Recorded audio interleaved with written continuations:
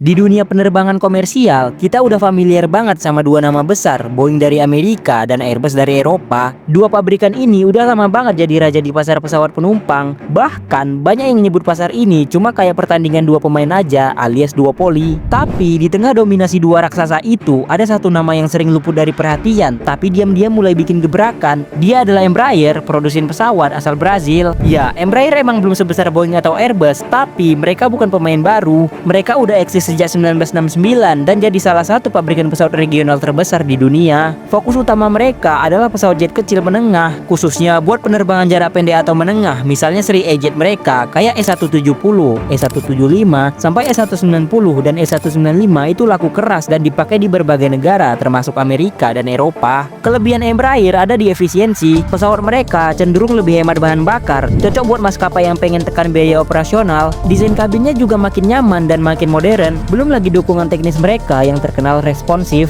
Nah, yang bikin makin menarik, Embraer sekarang udah ngeluarin seri baru, E2 series. Ini versi upgrade dari E-Jet sebelumnya. E195-E2 misalnya, disebut-sebut sebagai salah satu pesawat regional paling efisien di dunia saat ini. Konsumsi bahan bakarnya lebih rendah, emisinya lebih bersih, dan jarak tempuhnya pun makin panjang. Bahkan, beberapa analis bilang E2 ini bisa mencuri sebagian pasar narrowbody dari Airbus A220 ataupun Boeing 737. Tapi, pertanyaannya, mampukah Embraer benar-benar mematahkan duopoli Boeing dan Airbus? Well, jawabannya agak kompleks ya. Dari sisi volume dan ukuran pasar, Boeing dan Airbus masih jauh di atas. Mereka punya produk dari pesawat kecil sampai widebody buat penerbangan antar benua. Sedangkan Embraer masih fokus di pesawat regional dan belum masuk ke pasar long haul yang lebih besar. Tapi jangan salah, justru dengan fokus ke satu pasar tertentu, Embraer bisa jadi spesialis yang gak dimiliki oleh dua raksasa tadi. Mereka udah pegang lebih dari 25% pasar pesawat regional global. Dan kalau tren industri berubah, misalnya makin banyak maskapai buka rute-rute pendek dengan pesawat kecil yang efisien, Embraer bisa jadi pilihan utama.